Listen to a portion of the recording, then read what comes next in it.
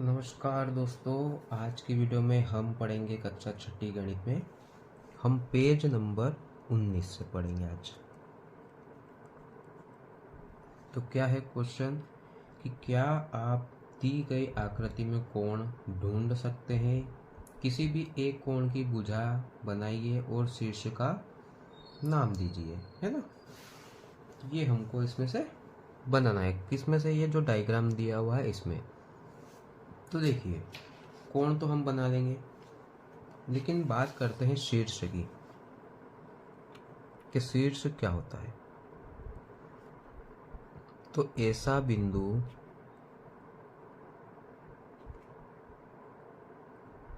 जहां पर कोई दो रेखा हो,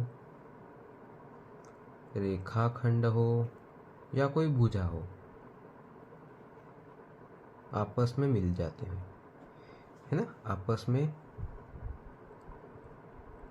मिलते हैं तो उसे शीर्ष कहते हैं। मान लो हमने ये बिंदु लिया, तो एक रेखा अगर इधर से आती है, दूसरी रेखा इधर से आती है, तो ये जो दोनों रेखा यहाँ मिलती है ना, मान लो ये ए हो गया, ये बी हो गया और ये सी, तो ये जो बी बिंदु पे रेखाएं मिलती है, तो इसी बी को हम क्या कहेंगे? शीर्ष कहेंगे। ये आपको ध्यान रखना है। देखिए साइकिल है, इसमें एक डायग्राम बना के दिया है। यहाँ से ये रेखाखंड है, इधर से यहाँ और ये इधर, तो इसको क्या नाम दिया? ए, फिर बी, सी और टी। तो देखिए शीर्ष कौन सा है? ये सभी रेखाएं यहाँ पे आके मिलती है। कौन सा बिंदु है? ये डी। तो शीर्ष क्या हो गया? डी। कोण ढूंढना है, तो देखिए ये कोण इधर से भी हम एक बना सकते हैं और एक कोण ये भी लिख सकते हैं ना। तो मैंने कोण लिखा बी डी सी, तो कोण बी डी सी जिसका शीर्ष कोण है डी है। दूसरी आकृति है, तो मैंने इसमें बना दी है। ये इस प्रकार से आपको रेखाओं से ड्रॉ करना है। नाम आपके हिसाब से दे दो, ए, इधर बी और इधर ओ। तो ये दोनों जो रेखा है वो ये ओ बिंदु पे मिल रही है, तो ओ तो इसका शीर्ष हो गया। और कोण कौन सा हो गया? ए ओ बी, क्योंकि कोण कहाँ बनेगा? ये यहाँ पे। तो कोण होगा ए ओ बी और शीर्ष क्या होगा? ओ। तो यहाँ पे एक और आकृति दी सी डी ओ की। तो देखिए यहाँ पर भी मैंने एक कोण बनाया इस तरह से। अब एक इधर पीछे साइड भी बनेगा, लेकिन हमें ये जो स्पष्ट दिखता है हमको इसको लेना है। तो हम क्या करेंगे कि यहाँ से ए पी और बी मन से नाम लिया, तो ये ए पी बी, तो कोण कहाँ बनेगा? ये पी पे, ये यहाँ पे कोण बनेगा। तो कोण ए पी बी का शीर्ष पी है। अब मैंने शीर्ष किसको कहते बता दिया था। ये दोनों जो रेखाएं हैं ये पी बिंदु पे मिलती है, तो शीर्ष क्या होगा? पी। इसी प्रकार एक और डायग्राम है। अब आप चाहो तो यहाँ पे यहाँ से यहाँ भी बना सकते हो, ये इधर भी बना सकते हो ना। बहुत सारे कोण बनेंगे। हमने एक कोण ले लिया ये बड़ा वाला कि ए एस बी, ठीक है। अब इसका शीर्ष कोण हो जाएगा ये एस बिंदु हो जाएगा, तो ये ए एस बी इसका कोण हो गया। अब दूसरा क्वेश्चन क्या है, इसमें भुजा एस टी और एस आर को चिन्हित करते हुए कोण बनाइए।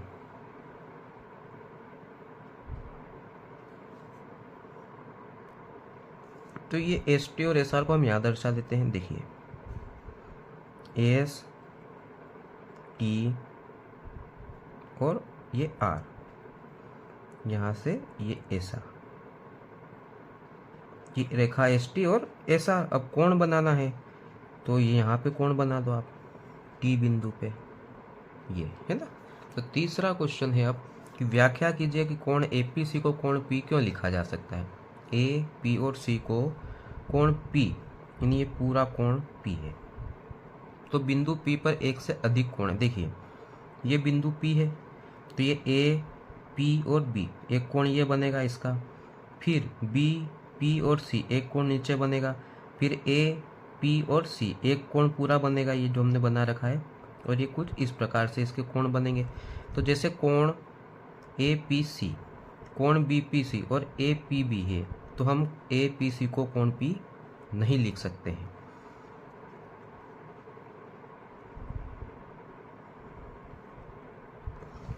चौथा क्वेश्चन है कि नीचे दी गई आकृति में अंकित कोणों के नाम। तो कोण देखिए यहाँ पे आर टी और पी। एक तो ये पूरा बड़ा कोण हो गया, तो ये आर टी पी। दूसरा आर टी और क्यू, ये भी कोण हो गया। तो दो कोण हमने इसमें लिख दिए जो इसमें चित्र में दर्शा रखे थे। पांचवा क्वेश्चन है कि अपने कागज पर 3 बिंदु लिख लिए। चलो मैं आपको बता देता हूँ बना के कि अपने कागज पर 3 बिंदु इस प्रकार अंकित कीजिए कि वे एक रेखा पे स्थित न हो। 3 बिंदु ले लेते हैं अलग अलग रेखाओं के लिए, ये ठीक है। उन्हें ए बी सी से चिन्हित कीजिए। तो इसको हम नाम दे देते हैं ए, इसको बी और इसको सी नाम दे दिया। ये आपको दिख जाएगा अच्छे से, ये ए बी सी।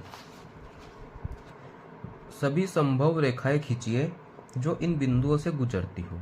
तो इस प्रकार आपको कितनी रेखाएं प्राप्त होती है उनके नाम बताना है, और ए बी सी का प्रयोग करते हुए आप कितने कोण बना सकते हैं उनके नाम भी हमें लिखना है, और उन्हें हमें दर्शाना है चाप से। तो देखिए यहाँ पे हम रेखा दर्शा देते हैं। तो पहले तो ये इन रेखाओं को हम मिला देते हैं, यानी कि ए बी को मिला देंगे ये, फिर ए और सी को मिला दिया हमने, और अब बी और सी को मिला देंगे। ये मिला दिया हमने, ये तो ऐसी आकृति बनेगी यहाँ पे। तो ये यहाँ पे कोण है, तो ऐसी आकृति बनेगी ए बी और सी। अब देखिए कोण बनेगा, यहाँ पे भी बनेगा, यहाँ पे भी बन जाएगा और यहाँ पे भी बन जाएगा। ये रेखाएं है तो आप इस प्रकार से इन्हें चिन्हित कर सकते हैं। तो ये मैंने यहाँ पे किताब में एक आकृति बना दी है, ये आपको दिखेगी। अब हमें हमने को इसमें क्या लिखना है कि हमने बिंदुओं को जोड़कर 3 रेखाएं ए बी, बी सी और सी ए या ए सी हमें प्राप्त होती है। इन बिंदुओं का उपयोग करके हमें 3 कोण मिलते हैं, ए बी सी, फिर ए सी बी और बी ए सी। ये 3 कोण हमें मिलते हैं। छठा क्वेश्चन क्या है कि अपने कागज पर 4 बिंदु अंकित कीजिए। अब इसमें 3 बिंदु लिए थे, इसमें 4, तो इसका मैंने पहले से ही बना रखा है। ये मैंने 4 बिंदु लिए थे, ए बी सी डी। 4 बिंदु मैंने लिए इस प्रकार से, ये 4 बिंदु लिए। अब इनको हमें मिलाना है, ये मिला दिए, ये है ना। अब स्केल से व्यवस्थित बनाइए। फिर क्या लिखा है कि इनका नाम देना है, ये ए बी सी और डी। संभव रेखाएं खींचने थे, 4 हो गई। अब देखिए हम यहाँ से इसको भी मिला सकते हैं, यहाँ से हम इसको भी मिला सकते हैं, जैसा मैंने ये बताया था। अब ये 2 तो छोटे छोटे कोण और एक ये बड़ा, इसी प्रकार 4 कोण इसमें बनेंगे, बड़े बड़े और फिर 2 छोटे छोटे, है ना। तो क्या लिखना है कि हमें बिंदुओं के युग्मों को जोड़कर 4 रेखाएं A B B C C D और डी ए प्राप्त होती है। इन बिंदुओं का उपयोग करके हमें 12 कोण मिलते हैं। देखिए 1 2 3, तो 3 3 6 3 9 और 3 12, और इन 12 ही कोणों के नाम हमने यहाँ पे लिख दिए हैं। इसके बाद है कि एक आयताकार कागज, ये पेज नंबर 23 है, 23 पेज नंबर, कि आयताकार कागज को मोड़िए। तो इसमें डायग्राम में मोड़ा रखा है। अब घुमाव के निशान पे एक रेखा अंकित या रेखा खींचिए। देखिए रेखा भी यहाँ पे खींची हुई है, मैं और खींच देता हूँ, आपको अच्छे से दिखेगी। ये रेखा खींची। अब कागज की भुजाओं के बीच बने कोणों के नाम दीजिए और उन कोणों की तुलना कीजिए। कि आयताकार कागज को घुमाकर विभिन्न कोण बनाइए और उनकी तुलना करना है। कौन सा कोण बड़ा है, कौन सा कोण छोटा है, ये देखना है हमें।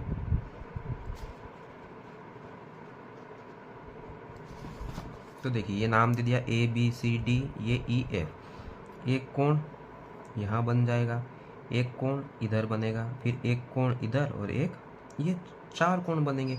तो कोण कौन कौन से बन जाएंगे, कोण ए ई एफ, ए ई एफ। दूसरा कोण B E F, B E और एफ। तीसरा कोण कहाँ से बनेगा, तो C F E, C F और ई।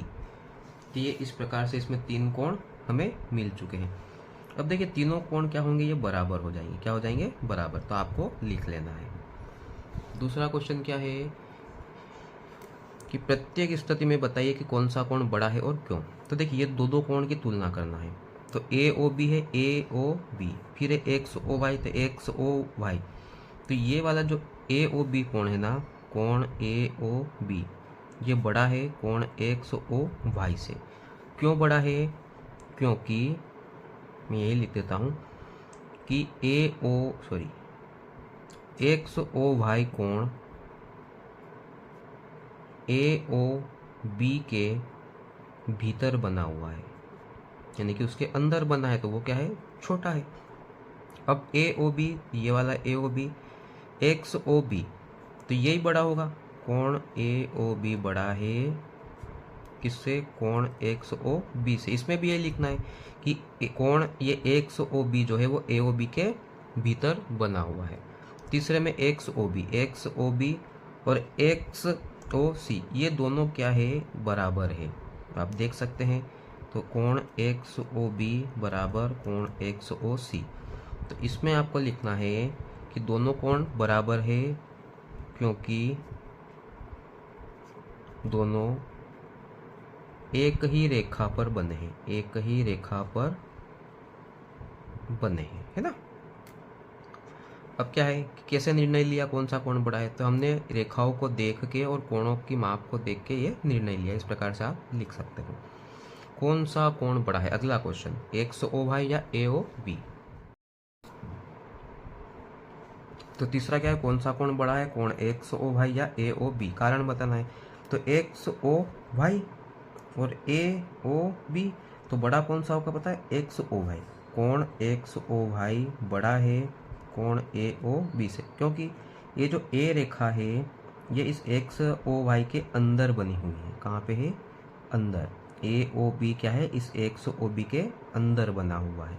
तो आपको लिखना है कि कोण, या आप ऐसा चित्र भी बना सकते हो कि ए ओ बी कोण एक्स ओ वाई के भीतर या